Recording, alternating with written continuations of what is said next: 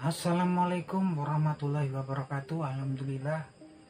Wassalatu wassalamu ala rasulillah Nabina Muhammadin sallallahu alaihi wasallam wa ala alihi wa sahbihi wa mawala. Wa qala Allah ta'ala fil Qur'anil Karim, ya ayyuhalladzina amanu taqullaha wal takum nafsum ma qaddamat liqad. Wa taqullaha innallaha khabirum bima ta'malun. Amma ba'du. Alhamdulillah. Oke, malam para seluruh YouTube, ketemu lagi dengan saya Agung Wijanarko. Para seluruh, seperti biasa di malam hari ini saya pengen ngajak para seluruh saya, sobat-sobat saya, teman-teman saya yang sudah subscribe dan join di kanal YouTube saya ini untuk ngobrol-ngobrol santai seputaran hal-hal yang bersifat religius. Jadi teman-teman, beberapa tahun belakangan ini kalau kita lihat di internal umat Islam di negeri kita ya teman-teman, itu tampak sekali ada friksi ataupun konflik yang sangat keras sekali ya teman-teman.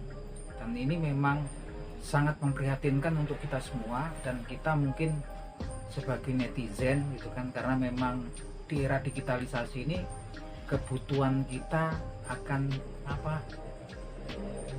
media sosial itu sepertinya sudah seperti kebutuhan pokok ya. Nah, tapi kita harus hati-hati karena memang tampaknya memang saat ini di media sosial pun menjadi corong untuk orang-orang tertentu yang sepertinya nggak suka kalau umat Islam itu sendiri bersatu ya. Dan ini memang sudah terjadi lama, beberapa tahun belakangan ini konfliknya internal tuh memang sangat keras sekali ya, antar beberapa faksi ataupun kelompok di dalam yang notabene mereka adalah internal umat Islam. Nah, ini sangat mengkhawatirkan sekali menurut saya, mengkhawatirkan dan memprihatinkan teman-teman. Yang jelas hal-hal yang seperti ini kita harus waspada, karena dari zamannya Rasulullah Shallallahu Alaihi Wasallam memang diberitakan, memang kita tahu ya sejarah kejadian-kejadian friksi antara internal umat Islam ini adalah ulah orang-orang yang mereka penampakannya juga orang Islam, KTP-nya orang Islam, tapi mereka orang-orang yang disebut orang munafik. Nah, ini memang berbahaya ya. Dari zamannya Rasulullah Shallallahu Alaihi Wasallam sudah ada gembong tokoh munafik.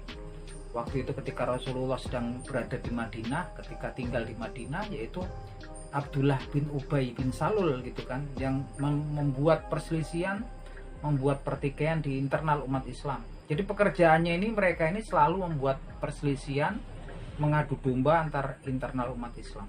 Sampai kalau lupa ada peristiwa perang Uhud gitu kan, waktu itu pasukan kafir Quraisy dari Mekah akan menyerbu Madinah dengan kekuatan 3.000 pasukan ya, 3.000 orang pasukan gitu kan. Sedangkan waktu itu Nabi Muhammad SAW berusaha untuk mencegahnya sebelum masuk kota Madinah, yaitu di Bukit Uhud.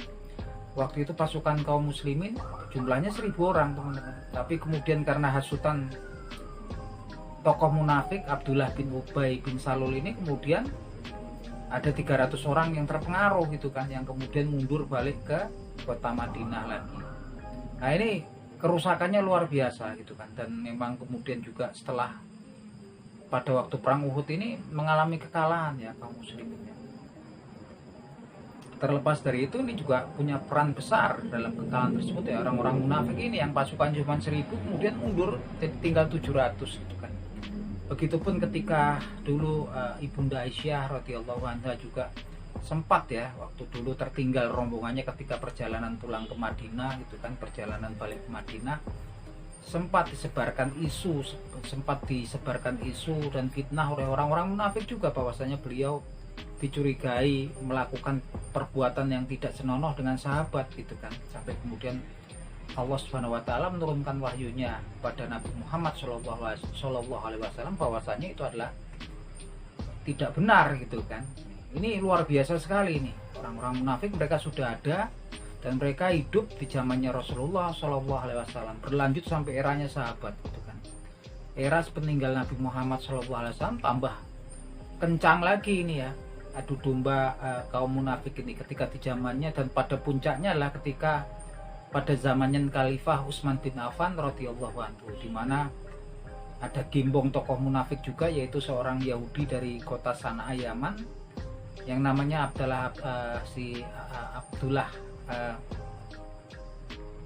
Abdullah ibnu Sabah ya, yang dia juga masuk Islamnya kemudian ternyata memang dia mau menghancurkan. Dia berhasil memprovokasi warga Kufah di Irak, bahwasanya waktu itu Utsman bin Affan radhiyallahu anhu ini melakukan nepotisme ya, dimana mengangkat pejabat-pejabat penting itu dari keluarganya gitu kan, seperti Muawiyah bin Abu Sufyan radhiyallahu anhu menjadi gubernur Syam. Nah ini kemudian timbul gejolak di masyarakat, mereka berdemo besar-besaran ke Madinah, yang kemudian juga mereka melakukan tindakan makar ya gitu kan, melakukan tindakan makar sampai terjadi pembunuhan Khalifah Utsman bin Affan radhiyallahu anhu beserta istrinya, yang mana kemudian Ibunda Aisyah radhiyallahu anha yang waktu itu masih di Madinah pulang gitu kan, hendak menuntut hukuman kisos. Waktu itu yang megang kekuasaan sementara di Madinah lah khalifahnya adalah Ali bin Abi Thalib radhiyallahu anhu.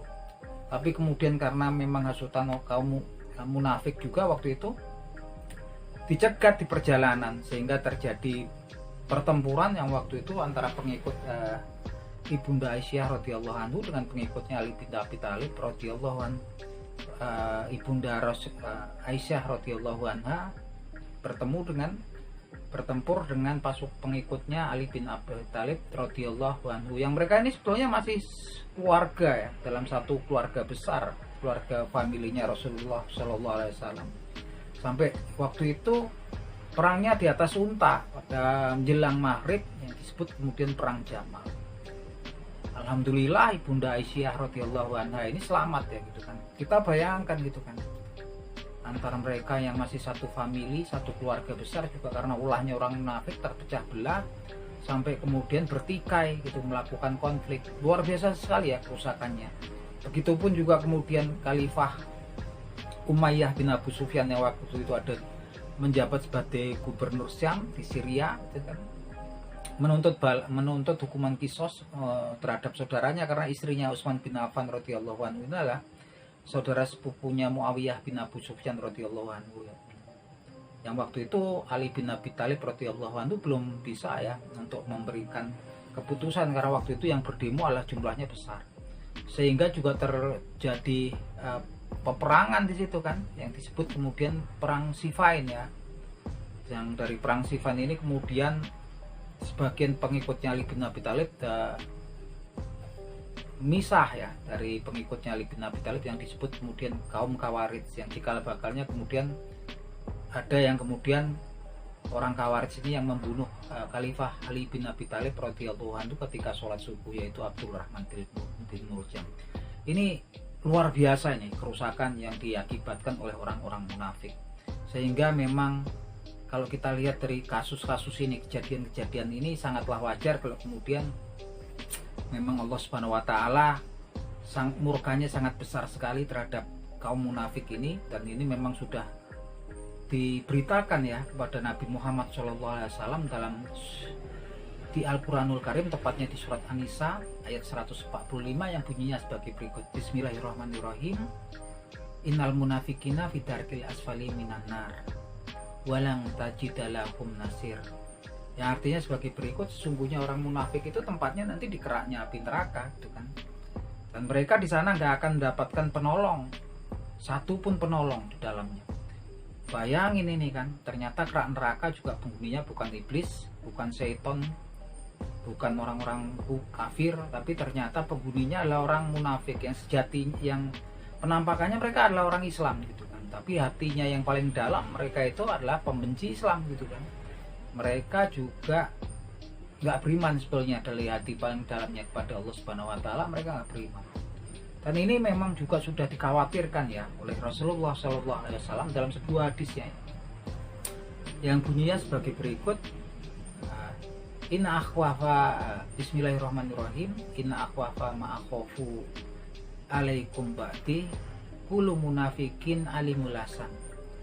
Sungguh itu kan, yang aku khawatirkan pada kalian, atas kalian sepeninggalku adalah munculnya orang-orang munafik yang mereka pandai berbicara. Ini Rasul nih gitu kan. Bahkan Rasulullah SAW pun sudah ngeri ya, dia sangat khawatir terhadap umatnya akan kemudian munculnya orang-orang munafik yang mereka pandai berbicara, karena mereka ini pastinya seperti kita kan. Mereka juga orang Islam, mereka juga melakukan ibadah seperti kita, mereka mengerti tentang kitabullah, mereka juga mengerti hadis dan sunnahnya Nabi Muhammad SAW. Mereka pandai berbicara bolak-balikkan, yang intinya mereka ini kan memang mengadu domba, melakukan perselisihan, konflik di internal umat Islam yang kerusakannya memang luar biasa dalam sejarah. Nah, untuk mengenali mereka ini susah teman-teman, tapi Rasulullah SAW dalam sebuah hadis yang diriwayatkan oleh Imam Bukhari rahimahullah mengutarakan tentang ciri-ciri orang munafik ya. Hadisnya yang bunyinya sebagai berikut. Bismillahirrahmanirrahim. Ayatul munafikin salatu idza hadasa kazab wa idza wa'ada akhlaf wa idza utumina khon, yang artinya sebagai berikut.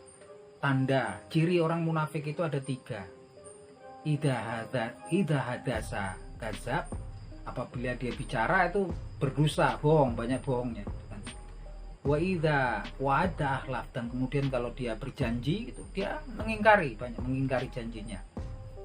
Wa idza utumina khon, dan apabila dia diberi amanah dia akan berkhianat. Teman-teman, jadi nggak perlu kita cari-cari yang orang munafik di sekitar kita itu siapa. Kita pertama kali kita cek diri kita, apakah ada di diri kita gitu kan.